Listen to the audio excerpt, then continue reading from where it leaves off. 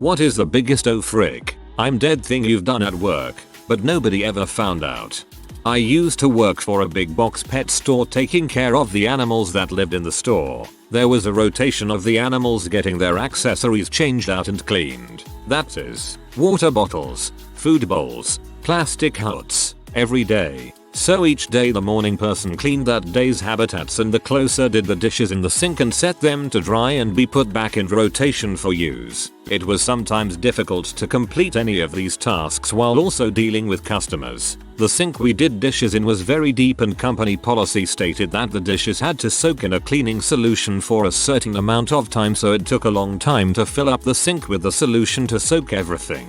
It was common to turn the water on to fill up the sink and go see if anyone needed help in the store while you waited. Not long after I started working there, I was performing this task and got pulled into a long conversation with a customer. Normally I'd duck in the back and turn off the faucet if I thought the conversation would take a while, but this night I just completely forgot the sink was on. Cue like 20 minutes later walking in the back to ankle deep water. The sink had overflowed and was filling the back space. The door had a rubber stopper at the bottom keeping it from going into the store. I took a squeegee thing and started herding the water into a drain on the floor on the backside of the fish wall, but it took a long time. I was so frantic and still had to pay attention to customers out on the floor. Luckily no one else ever went into the back unless you worked in that department, and I was working alone. So I managed to herd most of the water into the fish drain and the rest dried overnight before the opener came in. No one ever knew I flooded the back space. Few months later I realized flooding was a common occurrence and my manager flooded it at least once a year. LOL. Herding water. I auto-archived 2,500 records from our database with one button push. This removed them from active status and cancelled any associated reservations and services. I had to click into each record and reinstate it. Took me 6 hours. I admitted my folly at the next team meeting to ensure no one else had to go through the sheer butt-puckering terror I did when those records disappeared. We call it the Doom button now. Why there is a Doom button I have no idea. When I was 18 I worked for Menards, like Home Depot. It was a small store with an outside yard that you couldn't drive into, so we would pick what you wanted with a forklift and load the customers out in the parking lot. So this lady came in to pick up a bunch of special order bricks. I loaded 2 pallets of bricks into the back of her very nice new truck. She signed the paperwork and the transaction was done. Until I sat in the forklift filling out my part of the paperwork and she backed into a forklift tine and punched it all the way through her tailgate. I was 100% in the wrong, as anyone who has ever driven a forklift knows that unless you are actively using the lift, you keep the tines on the ground if you're parked, and a couple inches above while driving. I had seen a guy get fired once for driving over a piece of cardboard instead of stopping to pick it up, so I was beyond screwed. But she just put it in drive and took off. She didn't even look back at me. I expected that she was going to pull up to the front of the store to report it, but she just left. As far as I know she never reported it, and no one ever knew it happened. That was 21 years ago and I think about that incident pretty often. She was probably driving home thinking, oh crap, they have my name. They are going to sue me for damaging their equipment. Don't make eye contact. Just keep driving and never ever come back to this store again. That would have been me. Had a lorry turn up 15 minutes before the end of the day, and in my rush, pure freaking anger to just get him unloaded ASAP so I could go home, I drove through the roller shutter doors as they were still opening and caught them with the top of the mast. I got the guy unloaded and on his way and tried to lock up, hoping to explain it all away the following day. The door was that bent it wouldn't lock. As it wouldn't lock, I couldn't set the alarms. I was essentially trapped at work and now an hour late from leaving. In a moment of pure desperation I lifted the doors again and drove into them from the other side, bending them enough to lock them up, set the alarms and get home. I'd hit them a little too hard, so they were now bent inwards and the bosses assumed someone had reversed into them during the night. The estate we were on was a notorious cruising spot for the local boy races, and there was always tire marks or bits of car scattered round the place, so they got the blame. Had a lorry turn up 15 minutes before the end of the day. Ugh, I feel your pain. Dropped a slab of steel on my toes, couple £100. During my probationary period, But since I was wearing my steel toes, were your PPE, and no one else was around, I got away with a slightly bruised foot after I wiggled out. Still got let go, but that's because I was a slow welder. Still got let go, but that's because I was a slow welder. Should have hopped to it. Knocked a soldering iron off of its stand while I was working as I was getting up to take a pee. Came back and it had burned a hole dead center in the plastic table my boss just bought. I'm thinking I'd have to pay for a new one, but my boss comes in and sets the box down hard on the table and it knocks the iron over and burns another hole near the old one. Okay, so I'm running a summer camp and halfway through the day I'm comparing our bus attendants to the group attendants and I notice there is a little girl who was marked as being on the bus but not in her group. I go and check the group. No sign of her. Other groups. Nope. No one has seen this 6-year-old girl and we are out in bumblefuck nowhere and I am losing my crap. I have lost a child. We're gonna get so fired and gonna need to call the cops and they're gonna have to search the woods. My life flashes before my eyes. After 15 minutes of oh my god my life is over, my co-worker pulls up with the news that she spoke to the girl's mom and she did not come to camp that day at all. The bus attendance was an error. I was 5 minutes from calling my boss and instead I collapsed in the dirt with relief and tried not to cry. Holy frick. When I was a brand new airline pilot we landed at an airport that required a long taxi back to the terminal. During the taxi the captain made a wrong turn onto a narrow taxiway that led to a small private hangar. As soon as he made the turn we knew it was the wrong taxiway, but it was very narrow with trees on both sides so there was no way to turn around. I had no idea how we were going to deal with this. He thought for a minute, then said, "McGonagall, can you see the tower from here?" I looked. Nope. Good, then they can't see us. With that, he reversed both engines and slowly backed onto the main taxiway. I guess the passengers thought it was normal because no one asked any questions and we never heard anything about it.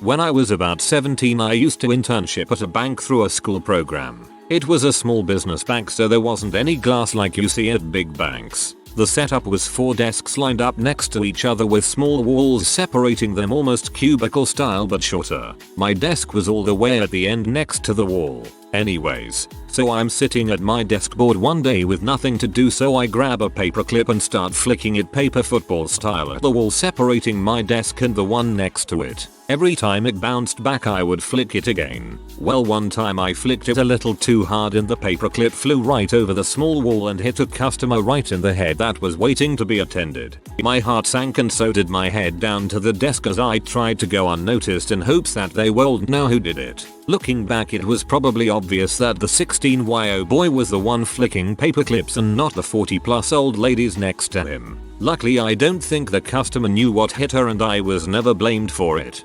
I'm always kind of zoned out in public, so if that happened to me I'd look around shocked, and if I didn't see the paperclip I'd start wondering if I was hallucinating things.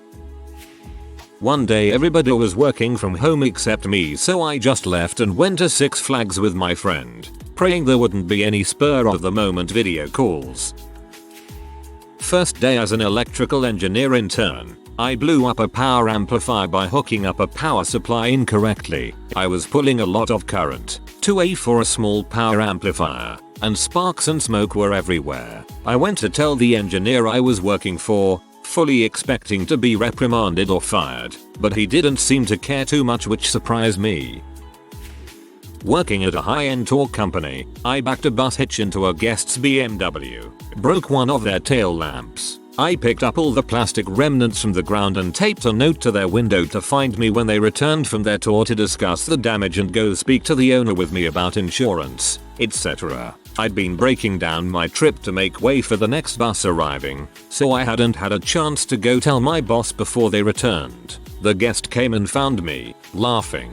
Said someone had hit it a few weeks prior and it was already being processed through the insurance of the other person who had hit him, and not to worry about it. He hadn't realized that I'd done additional damage because it was the same tail light. Nothing else was damaged and I'd picked up all the broken pieces from the ground, so it didn't look that bad compared to what damage had already existed. I never had to fess up to my boss about the incident and learned to never attempt to park the bus near the fancy cars again. Still, you did the right thing leaving a note. A lot of things were changing, and company growing, blah blah blah the usual, and at a certain point, I just got tired of being thrown into something with no direction, so I just made up stuff how I wanted it to go and started referring to it as policy. I've since left that job, but they're still using my policies that I made up. Half the time on the fly as things happened. Something about the word policy makes it sound so official and well thought out. Gwah. Our music hold crap system was out of whack, so since I'm IT, I was tasked to fix it. Stupid proprietary audio files, stupid codecs, stupid hold music. To pass the time, I ripped a Gwah CD that I received as a gag gift a million years ago to the proprietary format and amused myself by throwing meat sandwich on loop for testing. Finally got everything working, called it a night and went home for the rest of the weekend. Monday morning, around 11 AM, I get a call. Hi, Coyote. I think our music system is still broken. People are complaining about the songs and the sound. What? Call my work into question? I tested it myself. I personally made sure the audio format was working with my own music and frick. I left Gwah, meat sandwich, as our only music for hold for our entire company. I ran to the data center, put everything back to default and told them that it was crossing channels or symbols and everything was fine. But we open at 6 AM. So for 5 glorious hours, meat sandwich was the music playing after the soft-voiced woman told you to please hold. I never heard of that song and looked it up. Dang, I haven't laughed like that in a while. Spilt soda in our lab near a test system I was working on. They were very expensive. Some soda got to the unit before I was able to stop it. I dried everything thoroughly, but was very scared because I had only been there a year or so and these things were very expensive to produce. But when I left that company 8 years later, that system still was fully functional and in use. I did start listening to the lab rules about no open containers after that though.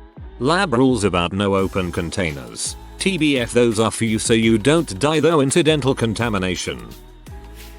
A year and a half ago my company hired me back after my internship. They gave me a new role, but no one explained it clearly to me. I wound up doing all this compliance paperwork stuff wrong for months, but no one ever said anything. And now, starting next week, they are trusting me with some of the most important duties in the company. Better hope they teach me better this time. I wound up doing all this compliance paperwork stuff wrong for months, but no one ever said anything. That's because no one else knows how to do it either.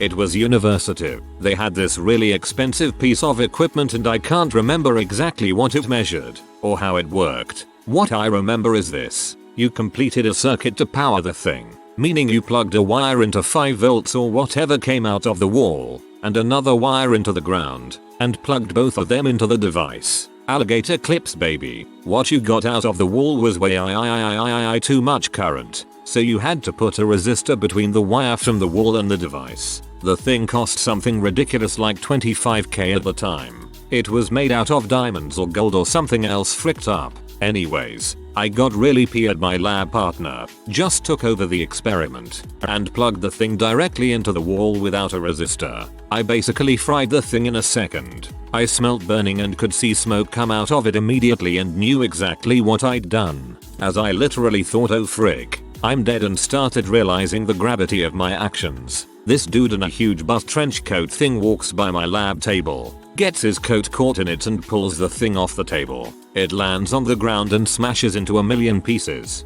Dude was walking with the guy who ran the labs, and that dude loses it on him. I just sat in silence. I felt guilty but like I dodged the biggest bullet of my life. I didn't know definitively that I'd broke it, but I knew definitively that that dude had, and I was too much of a coward to say anything. Trenchcoat man was 100% you from the future. Come to unfuck your life. I used to work as a warehouse manager for a company that sells expensive measuring instruments and managed to accidentally drop a box with glass lenses worth $1,100 each. Most of them were broken. The box was freshly in, so I took a huge risk by lying that they came in that way and must have gotten damaged during transport. Luckily for me, they did believe me. Important rule in every warehouse I've worked so far, it's always transport damage until someone can prove it wrong. It was the night before I was scheduled to have a tense meeting with my boss and a client. The meeting was supposed to be a sort of peace talk because of tension growing between my staff and the client, who was an emotional and difficult person to work with. The night before, my wife and I opened a bottle of wine with dinner and managed to finish it off before bed. This didn't seem like too much at the time, but the next morning I woke up sicker than I have ever been. I still had this difficult meeting, so I got up, got dressed, managed to choke down some Advil and a glass of water. The minute I get on the highway to work, I feel my stomach twisting. There is nothing between where I am now and where my office is except highway with almost no shoulder. Halfway to work I feel that feeling in my throat, like a tightening, and my bowels are starting to make terrible noises. I realize I am going to throw up and look around my car for anything to throw up in.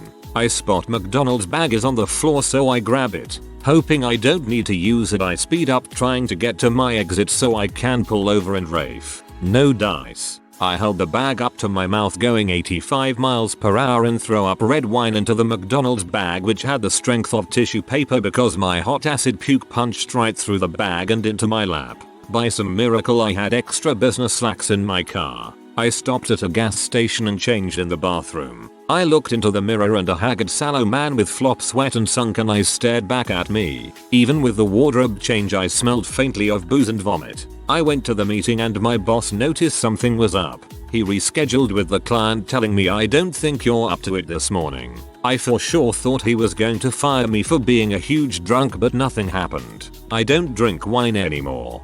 Wine guts is no joke. I climbed in the baler to push a stuck bale out. There's a camera pointed right at the baler, so I thought for sure I was done. But nobody saw me or asked about it. Don't climb in the baler. Other than stealing, that's the only other thing that will get you fired. My whole body clenched reading this. Turns out we were allowed to grab free water from the walk-in fridge, but not Red Bulls. Didn't realize they weren't comped until someone told me I could get in serious trouble for stealing weeks later. This seems like an honest mistake. Parked badly. My mirror scratched my boss's truck. He was a prick, so I never mentioned it and I forgot about it until reading this. When I was working as an intern, there was this hideous guy who called the office and started making insane accusations and demands. I thought I had put him on hold when I called one of my supervisors on another line and said, "There's some crazy frick on the other line demanding to talk to someone in charge," but actually somehow he wasn't on hold. He was listening the whole time. I heard a voice say "what" on the other line and I was like, "Oh frick, I'm dead. LOL. So I picked up the phone and just hung it up, LOL. By some miracle the guy never called back. I told my supervisor that he hung up and that was the end of it. I had similar happen with me. I was calling up overdue accounts and the lady thought she had me on hold and proceeded to tell her accounts people that B from is on the phone chasing our overdue account. I gave her a mouthful. Years ago when I worked at a web agency, there were several times where I accidentally took down an entire site. Luckily, I usually realized it right away and fixed the issue. The biggest site I did this to was probably Brunswick Bowling. So that explains why I couldn't get onto Brunswick's site at one time. You scallion. While phoning a customer and trying to explain I needed a key to get into the bay, I accidentally just like fucking instead of like I'm like a normal person. So it was like, "Hey there, calling from company name. Just needed access to this bay and fucking the door is locked, so I need the key." The woman on the phone sounded very ESL, so I got away with it. No complaint. Customer didn't even acknowledge it. Being on the phone and remaining in professional mode is hard. I go into autopilot a lot. On multiple occasions I have ended a work call with "okay, love you, bye" and then hung up. I hear about that later most times, but jokingly. Spilled soil samples from an ecology project I was helping our doctorate student on. I contemplated just putting them back into the containers and playing dumb, but that would have been a crappy thing. So instead, I take our work truck, the soil coring device, and in the middle of the night I go to each area again and retake the cores. The bad thing is some sites are on people's front yards, so here I am, Coring yards at 2 AM on a Wednesday in front of a house like some really crappy dirt burglar. One old lady heard me and asked what I was doing in her yard, and thankfully instead of shoot me or let my lab director know what the heck I was doing, she simply told me that everyone makes mistakes in science. Take those scientists trying to tell us the earth is getting too warm. Good luck with your dirt study. You know what, silly old lady? I'll let this one slide. Ignore the fact that we are trying to work out how climate change is interacting with urban ecosystems. You didn't rat on me. Yes, I will enjoy my dirt study. I did not get fired. No one knew what I did except that nice old lady. And now the internet. I contemplated just putting them back into the containers and playing dumb, but that would have been a crappy thing. I like you. Thanks for being a responsible crappy dirt burglar. Long time ago, my first job, in advertising in London, I was sent a gif by my old college roommate of a woman sucking off a horse and throwing up a ton of jizz. Pretty gross. I forwarded it to his GF to encourage him not to send me this crap again. But I didn't just send it to her, I sent it to everyone in my office email list. It included clients, some of them pretty high up and very conservative. I panicked like crazy. Luckily, my art director was dating the CEO's PA and she was really cool. Got the IT guy to delete it from all internal emails, and then sent an email to all the clients telling them there was a virus attached to the email I had sent and to immediately delete it. No one ever saw that horrendous gif. No one on my agency ever knew except my AD and his GF. I for sure would have been toast. This entire thread has impressed me with how bad these frick-ups are, and how lucky one human can be, but this is the one that made me go holy crap under my breath. I wrote a check for $350k and gave it to the wrong person. I tracked him down. Not sure what he would have done if I didn't track him down.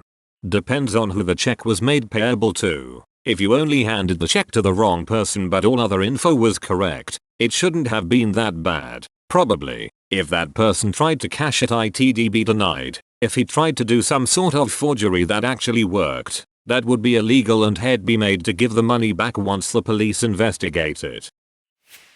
I work a desk job at a small office. Bosses left for a meeting and wouldn't be back for the rest of the day. I didn't have much to do, so I decided to buy a couple tall cans across the street and watch some Netflix. An hour later, during a quiet part in the show, I heard my boss talking on his phone. Apparently their meeting got cancelled and they'd been back for about 30 minutes. My desk is right outside my boss's office, and somehow he didn't notice anything. He's extremely strict about work and always complains about time wasting, but never said anything to me. I have no idea how I wasn't caught.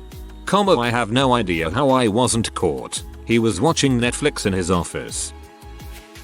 There were some police officers at the reception desk. Not that unusual. Police would show up for a wide range of reasons. I strolled by on the way to my office. They were being attended to, so I didn't need to get involved. 20 minutes later I was strolling past reception again. The police were gone. I popped into the facility manager's office beside the reception desk. We were talking about stuff and I started telling him about this great hashish I had just got my hands on. Maybe I could even get him some. CEO sticks his head in the door and says, "Simpleton, can I see you out here?" I stepped out to see what's up, and he's standing there beside the same two police officers. Oh crap, I think. CEO says, "Simpleton, these officers are here to drop off a donation check for our refugee fund. I was just showing them around the building. Can you take some pictures of us for the website?" Not me, but my destructive co-worker once took a drill to a cell phone battery for the heck of it. Flames started shooting out, so he covered it up with a wastebasket. Luckily it didn't explode, but we did learn the dangers of lithium-ion batteries that day.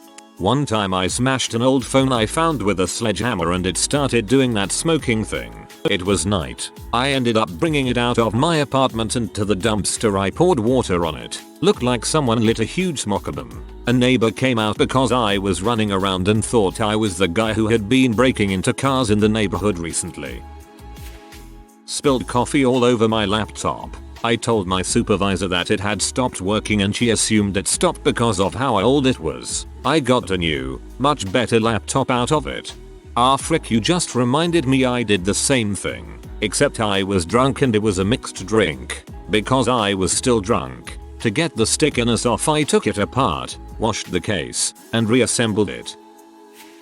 It was my birthday, so I got extremely drunk, naturally, and it was okay because I didn't have work the next day. Except I did have work, and when my alarm went off I was incredibly confused and even more scared. Coming to work intoxicated hungover is an automatic you're fired. Well, turns out I'm notorious for my clumsy behavior and under eye circles because nobody even suspected a thing.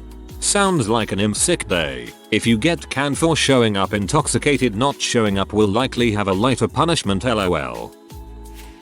I work at a high volume luxury jewelry boutique. We handle well into the multi-millions of dollars worth of jewels and timepieces every day. When I was moving out of my apartment, I thought it would be smart to save some coin and just take the used boxes from our shipping receiving room. Some of you see where this is obviously headed. I got home from work, dragged the boxes upstairs, and started to pack. 45 minutes into packing my kitchen, I heard a clink on the tile, and didn't think anything of it, just thought to myself that I'd pick whatever just fell up later. I forgot about it entirely and went to bed. Next morning comes around. It's about 6 AM. Too dark to see with just the daylight, and too early for me to want to turn too many lights on. I walk into the kitchen to get some coffee going and stepped right on a 9-carat G flawless diamond ring.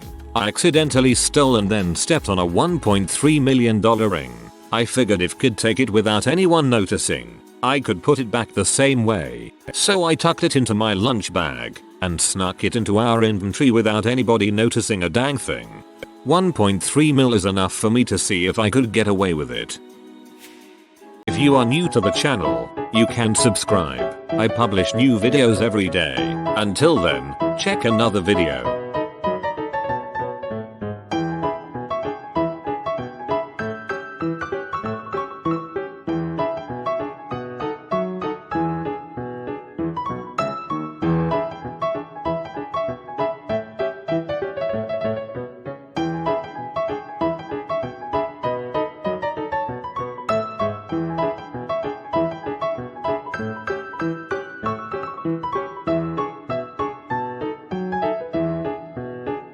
Bye for now.